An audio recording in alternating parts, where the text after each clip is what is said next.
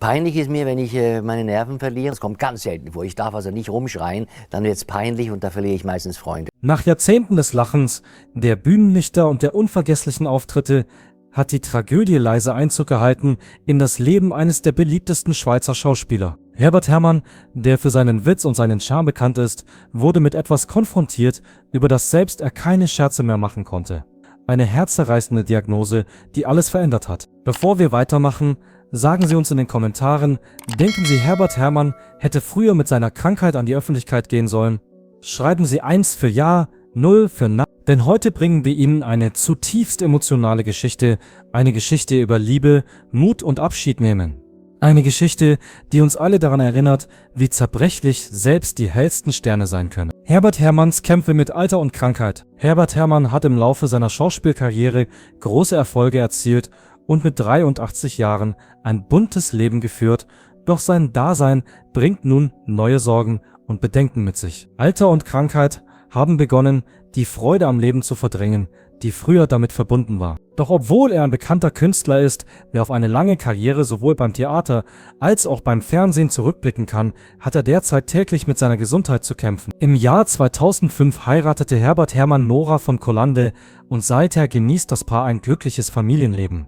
Andererseits wird ihr Leben in letzter Zeit immer schwieriger. Bei Herbert wurde Arthritis diagnostiziert, eine Erkrankung, die nicht nur zu Beschwerden führt, sondern auch seine Bewegungsfreiheit. Infolge der Beschwerden, die sich vor allem im Bereich des Ellenbogens und des Oberschenkels manifestierten, war er nicht nur körperlich erschöpft, sondern auch seelisch angeschlagen. Er durchlebte Phasen der Niedergeschlagenheit, in denen ihm selbst die einfachsten Alltagstätigkeiten schwerfielen. Nora von Kollande, seine treue Ehefrau, war immer an seiner Seite und kümmerte sich stets um ihn. Andererseits macht sie sich nun Sorgen um die Gesundheit ihres Gatten. Sie sorgt sich nicht nur um die Arthritisse, sondern auch um andere Erkrankungen, die mit zunehmendem Alter häufig auftreten. Da beide in einem Alter sind, in dem ihre Gesundheit nicht mehr gesichert ist es leicht zu verstehen, warum sie sich Sorgen macht. Sie erklärte auch, dass ihre größte Sorge darin bestand, nicht zu wissen, wer zuerst gehen muss und dass dies für beide zu einer psychischen Belastung geworden war. Sie sagte, dies sei für beide eine große Belastung gewesen. Obwohl Herbert Herrmann sein ganzes Leben den darstellenden Künsten gewidmet hat, muss er sich nun damit abfinden, dass sich sein Gesundheitszustand immer weiter verschlechtert. Die Häufigkeit und Schwere der Gelenkbeschwerden hat zugenommen. Er konnte sich nicht mehr so leicht bewegen wie früher und jede Bewegung, die er machte, verursachte bei ihm Beschwerden.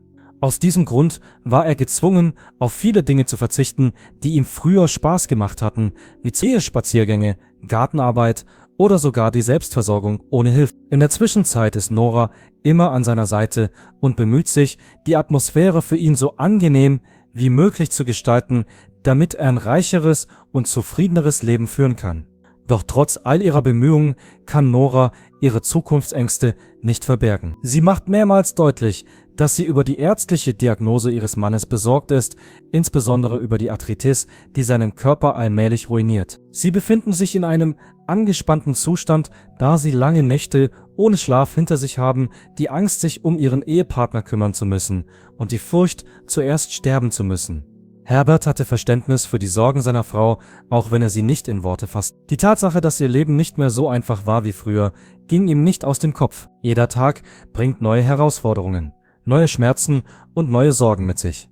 Dennoch bemühte er sich, trotz allem die Fassung zu bewahren. Unabhängig davon, wie schwierig es war, war ihm bewusst, dass Nora weiterhin gegen Krankheit und Alter ankämpfen musste, nicht nur für sich selbst, sondern auch für Nora und für die Liebe, die sie im Laufe ihrer Beziehung füreinander empfunden hatten. Es besteht ein Zusammenhang zwischen dem Leben im Alter und dem Erleben nicht nur körperlicher Beschwerden, sondern auch des psychischen Drucks.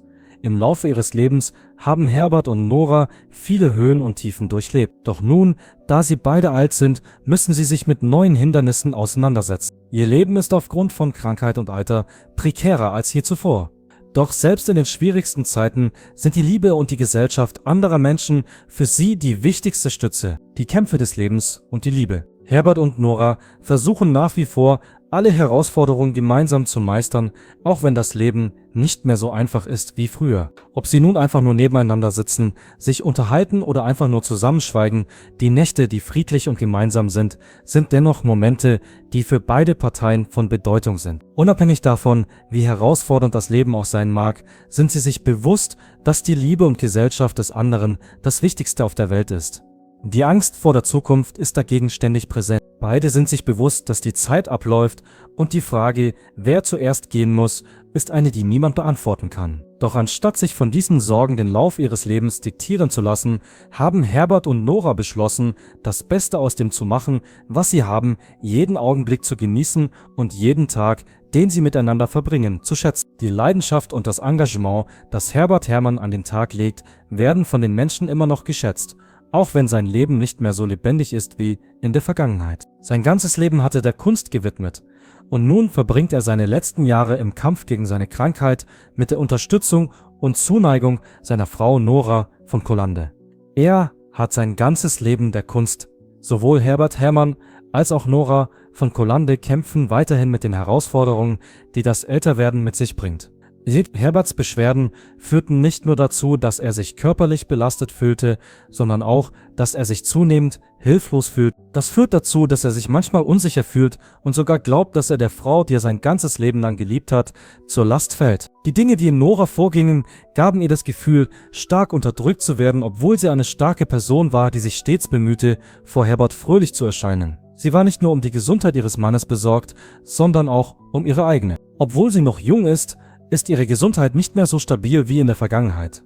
Obwohl sie keine offensichtlichen Symptome einer schweren Krankheit zu haben scheint, ist sie sich bewusst, dass sich ihr Körper im Laufe der Zeit zu verändern beginnt. Ihre anhaltende Erschöpfung und ihre unvorhergesehenen Beschwerden haben sie dazu veranlasst, sich zunehmend Sorgen über die Zukunft zu machen. In der Vergangenheit war das Leben der beiden Personen mit vielen Aktivitäten gefüllt.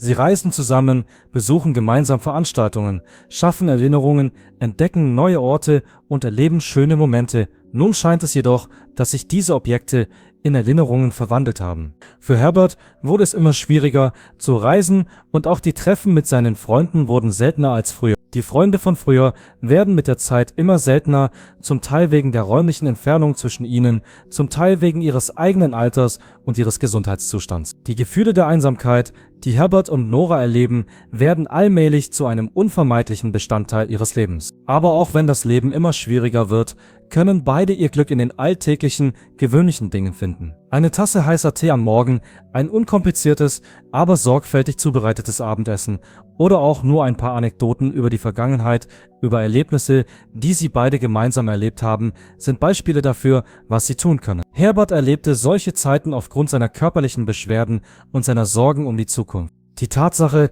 dass Nora ihrem Ehepartner Momente der Ruhe und Fürsorge bieten kann, ist eine weitere Quelle des Glücks für sie. Doch das Leben verläuft nicht immer reibungslos. Manchmal konnte Herbert das Bett nicht verlassen, weil er sich so sehr quält. In diesen Tagen war er nicht nur körperlich erschöpft, sondern auch frustriert, fühlte sich nutzlos und niedergeschlagen. Er war völlig erschöpft. Auch wenn Nora sich daran gewöhnt hatte, bedeutete dies nicht, dass sie keinen Schmerz empfand. Die Erfahrung, Zeuge des Leidens eines geliebten Menschen zu sein, dem man nicht helfen kann, ist ein Gefühl, das äußerst schwierig ist. Dennoch bemüht sie sich weiterhin, an der Seite ihres Mannes zu sein, ihn zu trösten und zu inspirieren, auch wenn es Momente gibt, in denen sie den Kummer in ihren Augen nicht verbergen kann. Im Laufe der Jahre hielten sich Herbert und Nora weiterhin täglich die Hand. Nora sagte oft, dass sie immer dachte, dass ihre Liebe die Kraft sei, die ihnen beiden helfen würde, diese Situation zu überwinden, egal wie ungewiss die Zukunft auch sein mag. Allerdings wurde sie ständig von der Angst vor dem Tod und dem Verlust ihres Ehepartners geplagt. Diese Angst saß tief in ihr. Nachdem sie miterlebt hatte, wie Herbert die Beschwerden in seinen Gelenken ertragen musste, fragte sie sich, wie lange er noch in der Lage sein würde, dies zu tun. Würde sie den schlimmsten Verlust ihres Lebens verkraften können? Die Tatsache, dass Herbert sich bewusst war, dass sein Leben immer kürzer wurde, hinderte ihn nicht daran, sich um eine positive Einstellung zu bemühen. Es war nicht seine Absicht, dass die Krankheit sein ganzes Leben beherrschen sollte.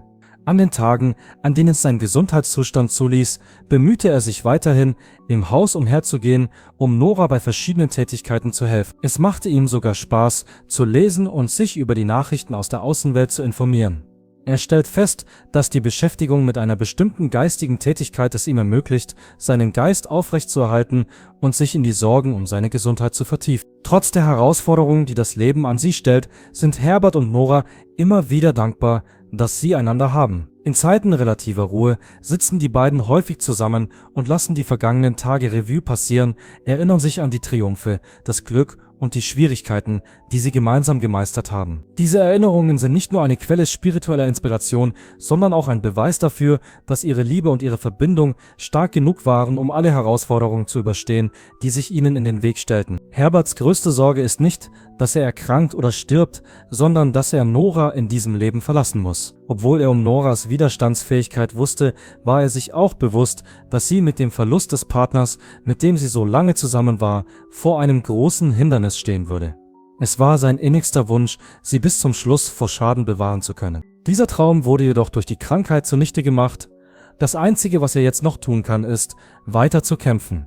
Neben ihm selbst ist auch Nora die Empfängerin dieser Nachricht. Die 4. industrielle Revolution und ihre Aus. In der Zwischenzeit ist Nora ebenso besorgt über ihre eigenen Sorgen.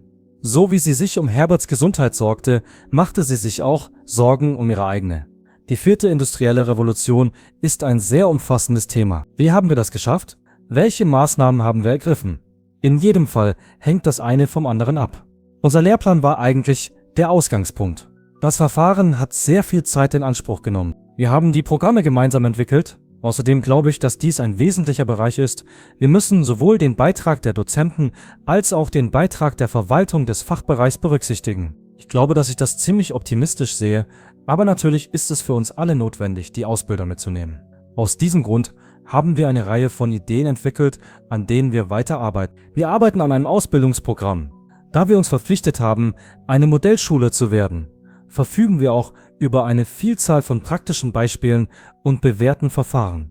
Ein wichtiger Preis ist natürlich der technologische Fortschritt. Aber das ist ein Nebenbereich. Wenn es um uns geht, ist die Pädagogik immer das Allerwichtigste. Wie können wir die Informationen, die digitalen Dinge in den Unterricht einbeziehen?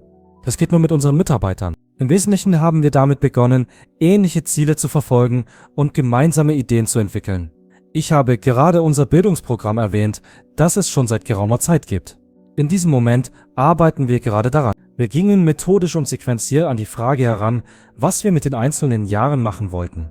Dann haben wir als pädagogische Komponente eine Rahmenidee entwickelt, die das Lernen mit digitalen Medien in den Vordergrund stellt. Die Aktivitäten, die wir in Zusammenarbeit mit den Erzieherinnen und Erziehern, aber auch mit den Eltern und den teilnehmenden Schülerinnen und Schülern durchgeführt haben, wurden dann den verschiedenen Gremien zur Kenntnis gebracht. Auf der Grundlage des Rahmenkonzepts haben wir uns kurz-, mittel- und langfristige Ziele gesetzt.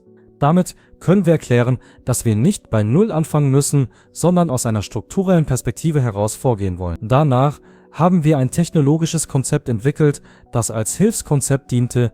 Was für eine Technologielandschaft können wir in den nächsten Jahren erwarten? Unser Glück ist, dass wir die Medien besitzen, nämlich den digitalen Teil 1, den wir selbstständig installieren oder verbreiten können. Dann haben wir eine Idee für ein Schulungsprogramm entwickelt. Wenn wir auf die konkreten Fälle zurückkommen und sie weiter vertiefen, kann ich vielleicht sogar gleich etwas dazu sagen. Wir haben also begonnen, und das tun wir schon seit geraumer Zeit, gemeinsam über Begriffe und Rahmenkonzepte nachzudenken. Die Struktur und Integration der Schule, das ist im Wesentlichen die Gesamtstruktur der Schule. Außerdem geht es darum, diese Grundsätze den verschiedenen Abteilungen zu vermitteln, denn wir haben alle Bildungsgänge vom ersten allgemeinbildenden Schulabschluss bis zum Abitur. Wir sind also in der Lage, alle Abschlüsse anzubieten. Hinzu kommt, dass es unter uns Flüchtlinge gibt, die bis zum Abschluss ihrer Ausbildung an der entsprechenden Berufsschule die Sprache nur im Großraum DOTS lernen müssen. Es wird also immer eine große Herausforderung sein. Ist es möglich, dass wir uns die Begriffe aneignen, die wir haben, und wie können wir unsere Kollegen davon überzeugen, sie in den Unterricht einzubauen? Außerdem ist der größte Vorteil, dass die Mitarbeiter nicht auf einen einzigen Bereich beschränkt sind, sondern mindestens in 2 Bereiche integriert sind, die es ihnen ermöglichen sollen, das Wissen und die Fähigkeiten, die sie in einer Ausbildung erworben haben, auf die andere Ausbildung zu übertragen. Und um den Studenten die Möglichkeit zu geben, sich zu beteiligen, haben wir beispielsweise Teamstrukturen eingerichtet. Eine glänzende Karriere, die jetzt im Schatten steht. Bevor sich die Tragödie einschlich, war Herbert Herrmann der Inbegriff eines Schauspielers.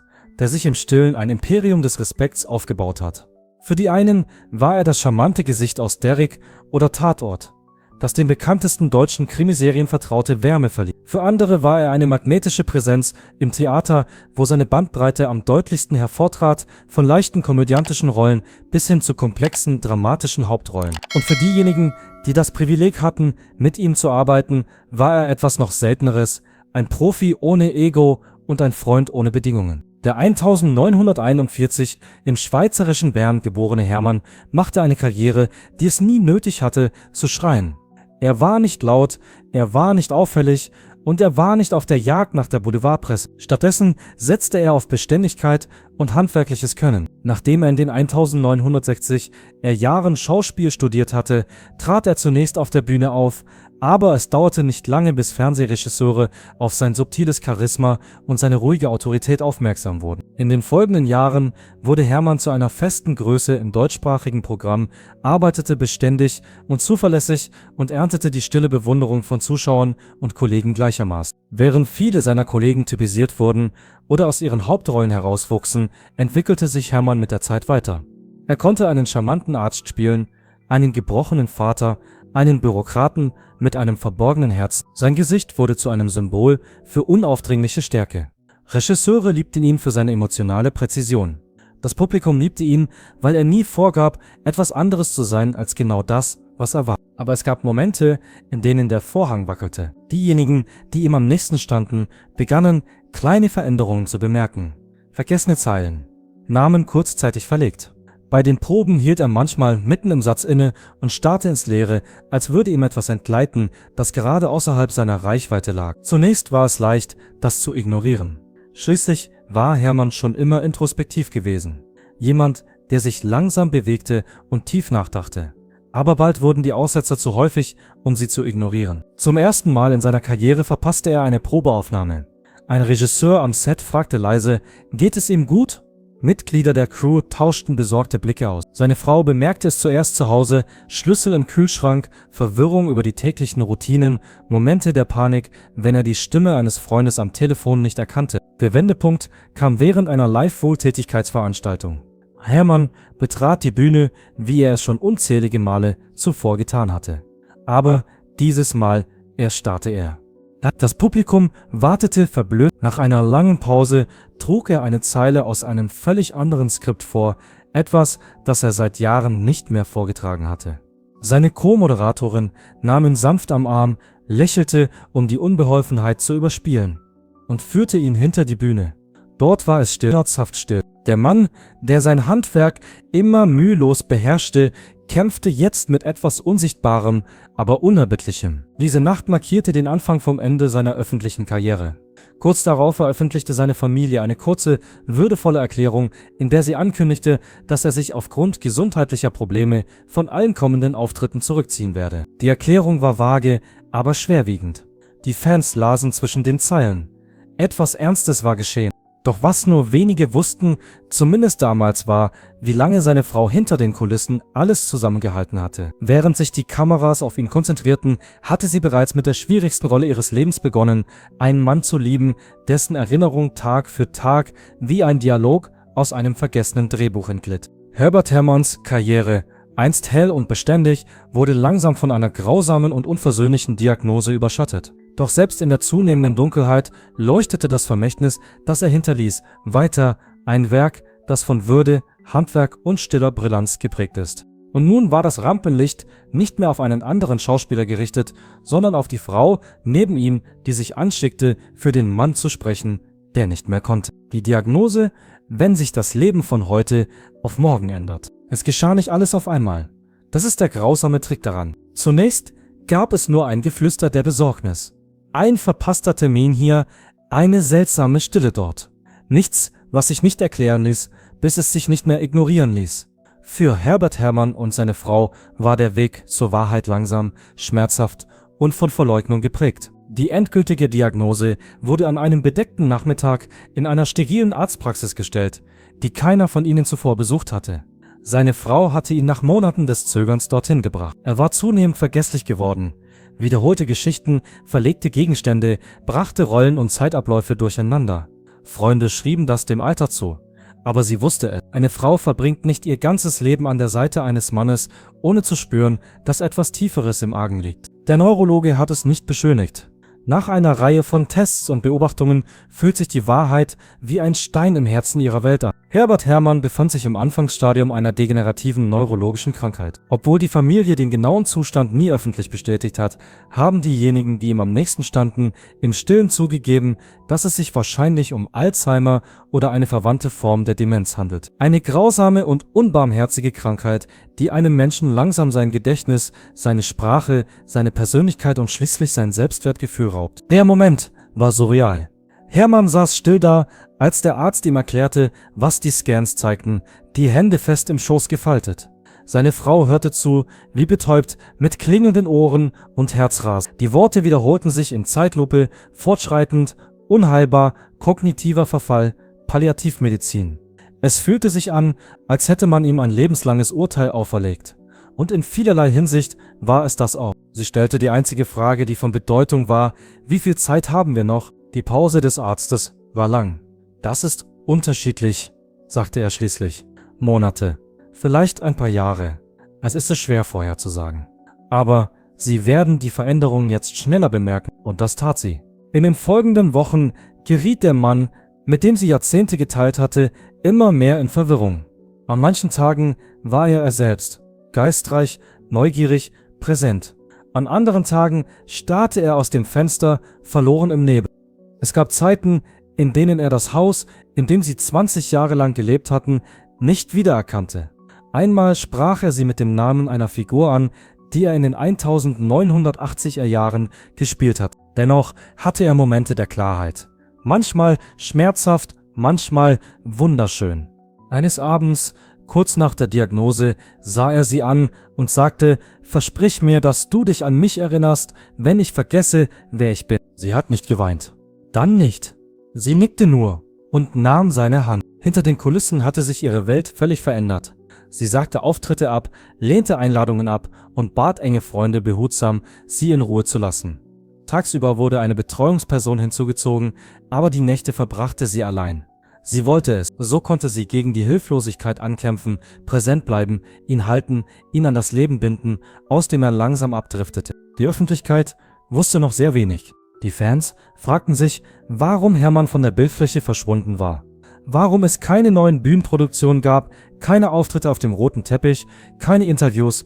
Einige wenige Medien spekulierten, aber die meisten respektierten das Schweigen. Die Schauspielergemeinde flüsterte in besorgten Tönen, aber niemand drängte auf Details. Es war klar, dass etwas nicht stimmte und noch klarer, dass dies ein privater Kampf war. Für seine Frau wurde jeder Tag zu einer schwierigen Aufgabe. Sie lächelte, wenn sie es musste. Sie kochte Tee für Besucher. Sie beantwortete Telefonanrufe mit ruhiger Stimme. Und wenn niemand in der Nähe war, erlaubte sie sich den stillen Kummer darüber, dass ein brillanter Geist sich auflöst. Es ist eine Sache, jemanden durch eine Krankheit zu verlieren.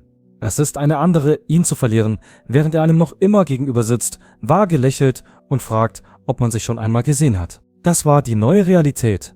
Ein Haus voller Fotoalben, an den Kühlschrank geklebte Notizen, sorgfältig markierte Kalender, aufgereihte Pillen. Ein Haus, das sich in einen Erinnerungspalast verwandelt hatte, und langsam begannen selbst diese Erinnerungen zu verblassen. Die Diagnose veränderte alles. Sie nahm einem geliebten Schauspieler die Bühne weg. Sie raubte einer treuen Ehefrau die Gewissheit. Aber sie rückte auch etwas seltsam Reines in den Blickpunkt. Die Art von Liebe, die Bestand hat, nicht weil sie leicht ist, sondern weil sie das Einzige ist, das stark genug ist, um festzuhalten. Und das würde sie auch, solange sie konnte. Selbst als der Mann, den sie liebte, vor ihren Augen zu verschwinden begann. Die stille Stärke seiner Frau. Wenn Liebe in großen Gesten gemessen wird, dann blieb ihre weitgehend unbemerkt. Aber wenn man sie an den stillen täglichen Entscheidungen misst, zu bleiben, aufzutauchen und durchzuhalten, dann ist Herbert Herrmanns Frau vielleicht eine der größten Lieben unserer Zeit. Sie hatte nie das Rampenlicht gesucht. Von den ersten Tagen ihrer Ehe an war sie damit zufrieden, ihn im Mittelpunkt stehen zu lassen, während sie hinter den Kulissen arbeitete und sich ein Leben mit Anmut, Humor und Hingabe aufbaut. Während die Boulevardpresse hinter jüngeren Stars her war und auf dem roten Teppich neue Namen aufblitzten, blieb sie auf dem Boden der Tatsachen. Sie zog die Kinder groß, verwaltete ihr Haus und schützte die Privatsphäre, die sie beide schätzten. Sie war seine Konstante, sein Kompass, die Stimme, die ihn an der Realität festhielt, wenn der Ruhm ihn zu weit vom Ufer wegzuziehen droht. Aber nichts bereitete sie auf das vor, was dann kam. Nach der Diagnose wurde sie mehr als nur eine Ehefrau. Sie wurde Krankenschwester, Pflegerin, Fürsprecherin und, was vielleicht am herzzerreißendsten ist, Zeugin seines allmählichen Verfalls. Jeder Morgen brachte Ungewissheit. Würde er sich heute an ihren Namen erinnern? Würde er sich daran erinnern, wo sie waren? Oder würde er in Angst aufwachen, überzeugt davon, dass er irgendwo anders war, mit jemand anderem, in einer längst vergangenen Zeitlinie? Es gab Momente des tiefen Schmerzes. Zum Beispiel, als er sie mit flehenden Augen ansah und flüsterte: „Ich glaube, mit mir stimmt etwas nicht." Oder als er ihre Tochter mit einer Krankenschwester verwechselte und ihr höflich für ihre Hilfe dankte, ohne zu wissen, dass sie einst auf seinem Schoß im Garten gesessen und seinen Geschichten gelauscht hatte. Und trotzdem hat sie nicht mit der Wimper gezuckt. Freunde sagen, dass sie sich selten beklagte. Sie passte sich einfach an. Wenn man ihm 10-mal am Tag sagen musste, wer sie war, sagte sie es ihm 10-mal, jedes Mal mit demselben sanften Lächeln. Wenn er nachts unruhig und verwirrt wurde, setzte sie sich neben ihn und hielt seine Hand, bis die Angst verging. Sie führte Tagebuch, um seine Stimmung festzuhalten, druckte Fotobücher mit vertrauten Gesichtern und spielte ihm seine Lieblingsmusik vor, um ihn zu beruhigen. Sie lernte zu trauern, solange er noch atmete. Es gab Verluste, die niemand sah. Das erste Mal, als er ihren Hochzeitstag vergaß. Das erste Mal, dass er nicht wusste, wie man einen Löffel benutzt. Das erste Mal, dass er ihren Hund nicht erkannte. Das waren keine dramatischen Momente, sie wurden nicht mit Musik oder Tränen begleitet. Sie kamen leise, niederschmetternd und jeder einzelne Schnitt ein weiteres Stück von dem Leben weg, das sie einst geteilt hatten. Und doch beruhte ihre Stärke nicht auf Verleugnung. Sie hat nicht so getan, als ginge es ihm gut, sie versteckte sich nicht vor der Realität, stattdessen beugte sie sich ihr mit erstaunlicher Anmut. Sie bat um Hilfe, als sie brauchte. Sie knüpfte Kontakte zu anderen Ehepartnern von Demenzkranken. Sie las alles, was sie über neurologische Krankheiten finden konnte und versuchte verzweifelt zu verstehen, was in dem Mann vorging, den sie liebte. In der Öffentlichkeit hüllte sie sich in Schweigen. Sie verweigerte Interviews, lehnte Angebote ab, ihre Geschichte zu erzählen und hielt sich aus den sozialen Medien heraus. „Das ist kein Spektakel", sagte sie einem engen Freund. „Es ist unser Leben." Aber diejenigen, die ihr am nächsten standen, sahen den Tribut. Die Erschöpfung in ihren Augen. Die Art und Weise, wie sie in Gesprächen innehielt, als ob sie versuchte, sich an eine Version von sich selbst zu erinnern, bevor die Krankheit ihre Welt übernommen hatte. Sie trug alles mit sich herum, die Logistik, die Gefühle, das gebrochene Herz, weil sie es für ihre Pflicht hielt, aber auch, weil sie ihn liebte. Nicht ein berühmter Schauspieler, nicht der Fernsehstar, sondern der Mann. Der Mann, der ihr einst nach jedem Auftritt Rosen brachte. Der Mann, der sie zum Lachen brachte, bis sie weinte. Der Mann, der ihr, lange bevor die Welt ihn vergaß, das Gefühl gab, unvergesslich zu sein. Und es gab immer noch Momente der Verbundenheit. Eines Nachmittags zeigte sie ihm ein altes Video von einem seiner frühen Bühnenstücke. Er starrte verwirrt auf den Bildschirm, dann lächelte er schwach. „Dieser Mann", sagte er langsam, „er sieht glücklich aus." Sie nahm seine Hand. „Er war es", flüsterte sie. „Er ist es immer noch." In diesem Moment brauchte sie ihn nicht, um sich an alles zu erinnern. Sie brauchte ihn nur, um sich sicher zu fühlen. Zu wissen, dass er, selbst in seiner Verwirrung, über alle Maßen geliebt wurde. Und genau das ist die Stärke eines stillen Abschieds. Es geht nicht nur darum, loszulassen, es geht darum, so lange wie möglich durchzuhalten.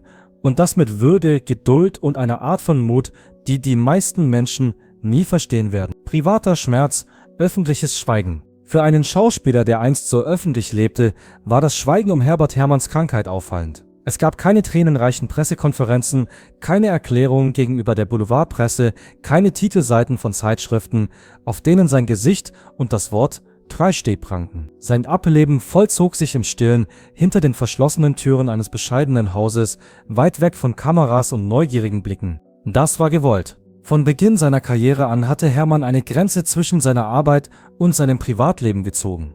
Er gab lebhafte Interviews, ja, aber er ließ die Reporter selten zu weit hinein.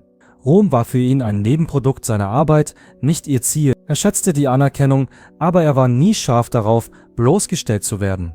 Als sich die Krankheit ausbreitete, war der Rückzug in die Stille also nicht nur ein Symptom, sondern eine Entscheidung. Seine Frau hat diese Entscheidung mit unerschütterlicher Loyalität honoriert. Sie lehnte jede Bitte um ein Update ab. Selbst langjährige Kollegen, die sich als Freunde betrachteten, erhielten sanfte, aber bestimmte Antworten. Er ruht sich aus. Wir konzentrieren uns auf unsere gemeinsame Zeit. Einigen mag das kalt erschienen sein. Für andere war es verwirrend. Wie konnte jemand, den man so sehr liebte, einfach ohne Erklärung verschwinden? Aber diejenigen, die ihn kannten, verstanden. Dies war kein Mann, der Mitleid wollte. Er wollte nicht, dass sein Vermächtnis durch seine Krankheit umgeschrieben wird. Er wollte nicht, dass sein letztes Kapitel eine Tragödie ist, die von Fremden seziert wird. Er wollte, dass man sich an ihn erinnert wegen seiner Rollen, seines Humors, seiner Freude.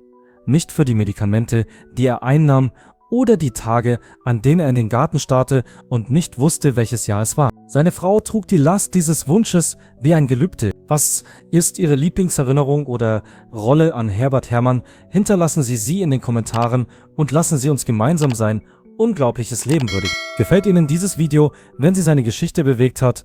Und vergessen Sie nicht, es zu abonnieren, um weitere Geschichten zu hören, die die Menschen hinter dem Ruhm beleuchten.